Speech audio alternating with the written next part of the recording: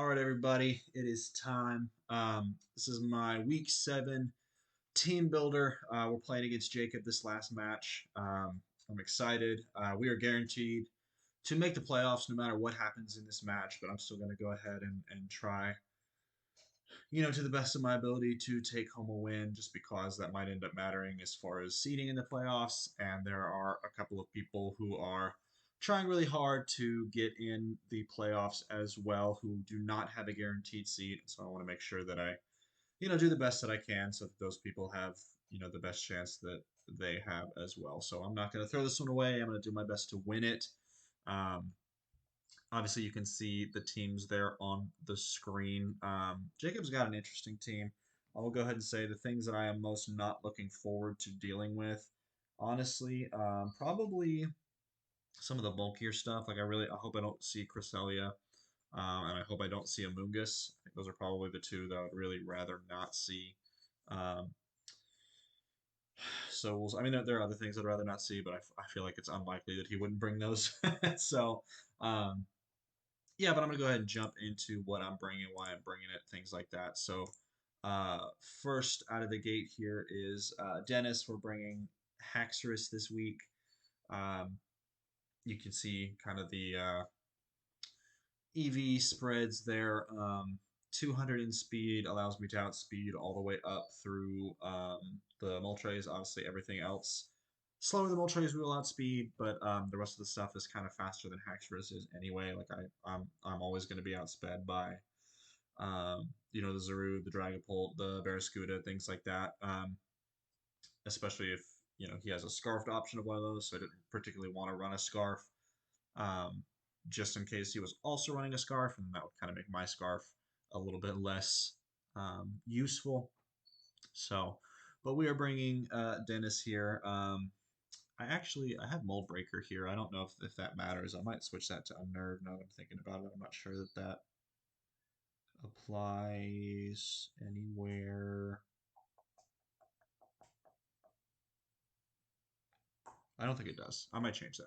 I'll take a look after this. But first impression, obviously great priority. Like I said, he's got some faster Pokemon on his team, so the ability to come in and hit first impression against things, especially things like the Zarude. He's got a pretty significant bug weakness. He's got Zarude is weak to bug, Cresselia is weak to bug, Umbreon is weak to bug, um, Malamar is weak to bug, um, and the Malamar and the Zarude are both 4 times weak to bug. And so obviously you'll see some bug coverage as we go here, but that's kind of what I'm thinking there. We got some coverage in that way, for those Pokemon. Scale Shot, if I can get off a Scale Shot, I can get 2+1 and then outspeed, some of the things that are normally faster than me if they are not running a Scarf. And this can potentially do more damage to um, or more damage than a Dragon Claw would in certain situations, provided that I get the appropriate rolls.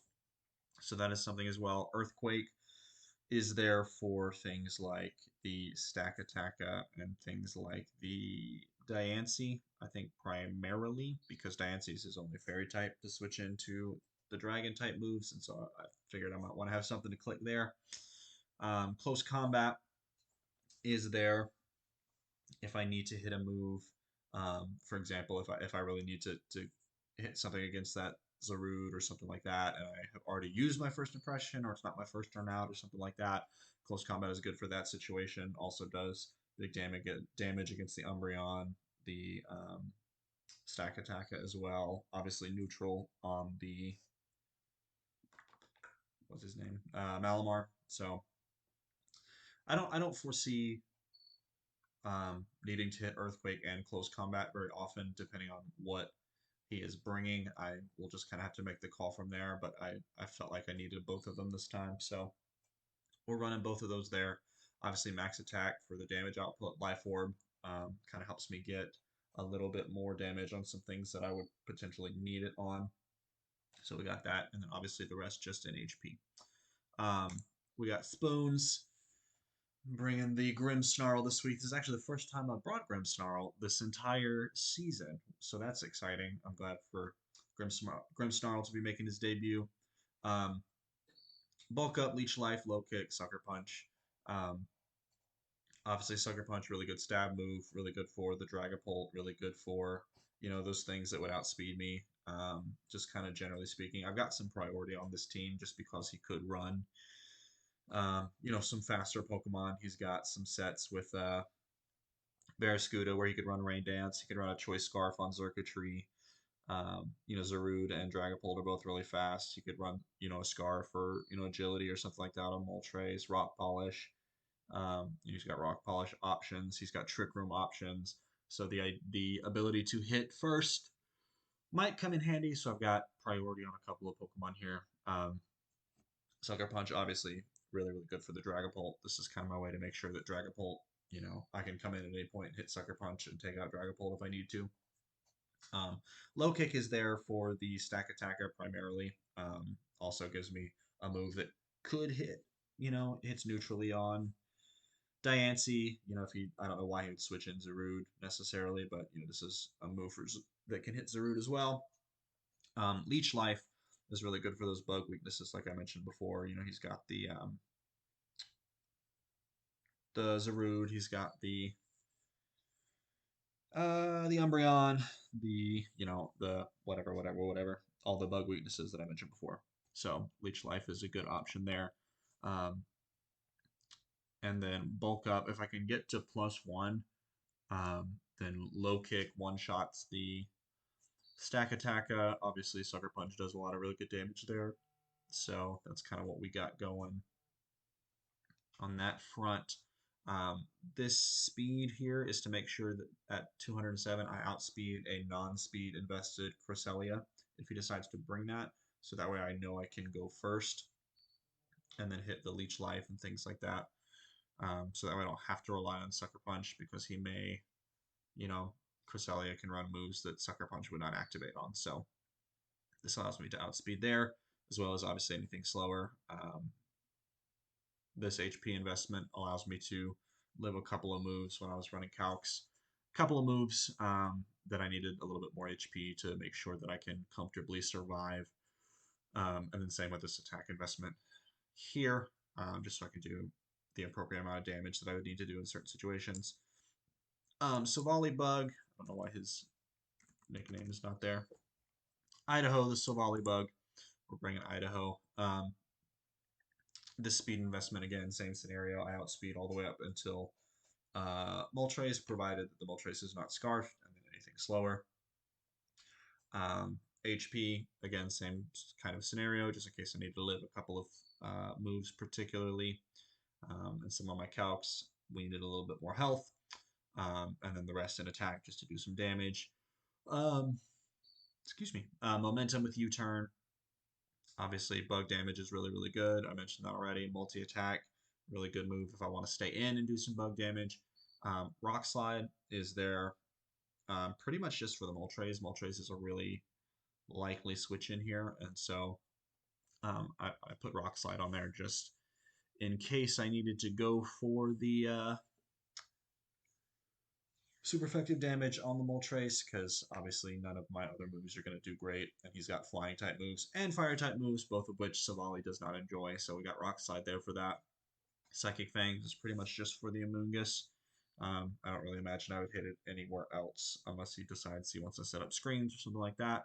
Psychic Fangs might be good for getting rid of screens, but predominantly it's for Amoonguss, just so I can hit some super effective damage there if I need to. Choice Scarf Grapes. Ooh, excuse me. Choice Scarf Grapes, Terrakion coming this week. This speed outspeeds all the way up till Zarude with a Choice Scarf as well. Obviously, Terrakion is faster than Zarude, so if he Choice Scarfs Zarude and I Choice Scarf Terrakion, I will still be faster, which is great. The only things that might outspeed here is if he has a Choice Scarfed Barraskewda or a Choice Scarfed Dragapult, or if he was running something like Dragon Dance or Agility or something to that effect. There are Pokemon that could run something like that that might outspeed me here, but otherwise, Terrakian's going to be the fastest thing out in the game. Whew. Excuse me. Sorry, I'm a little tired. Close combat, obviously good for all the things close combat is good for. Zarude, Stack Attacka, Umbreon, etc., etc. Stone Edge, really just for Moltres as far as super effective damage goes, but anything that resists Stone Edge, or anything that resists close combat, Stone Edge is probably a better option if I don't have a super effective move to hit against it. Earthquake, good for the also the Stack Attacka, if that's something where I need to not worry about predicting. An Earthquake might be better than hitting close combat. I can always hit Earthquake, but Earthquake is for Diancie and is for the Xurkitree, because Choice Scarf Xurkitree could be an option. So at least this way, I outspeed the Choice Scarf Xurkitree, and I can hit it with an Earthquake. And then Zen Headbutt is there again for pretty much just the Amoonguss, just in case I need a move to hit against Amoonguss. Jesus. And then we've got Pants the Metagross coming this week with some leftovers. Um, this is kind of one of the ways that I deal with the Amoonguss. It does not want to take as an headbutt.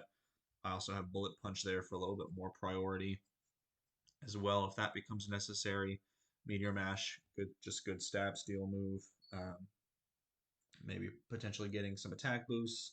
Obviously, Diancie does not want to take a Meteor Mash or a Bullet Punch, but definitely not a Meteor Mash. Earthquake is there again, kind of same scenarios. Good for the Stack Attack, good for the Xurkitree, and also a decent option again if the Diancie is switching in for whatever magical reason, and I don't want to go for a move other than if I'm not going for a steel move comfortably. Oh my gosh, sorry guys. And so obviously this spread is just again some of the calcs that I was running just to give me a little bit more bulk here, a little bit of attack. Lastly, choice scarfed, assault vested Decidueye. A lot of the things that I'd want Decidueye to be in on kind of hit on the special side for the most part. And so, um, this is to make sure that I can take some hits a little bit better from things like, Diancie, if Diancie is going for Moonblast and things like that. Um, Thunderbolts and Dazzling Gleams and Energy Balls from Xurkitree. Lets me take Ice Beams and Psychics and Moonblast and stuff a little better from Cresselia. He's been running special Dragapult, so that's another thing for Dragapult. If I can, obviously I still want to take Flamethrowers, but or Shadow Balls even.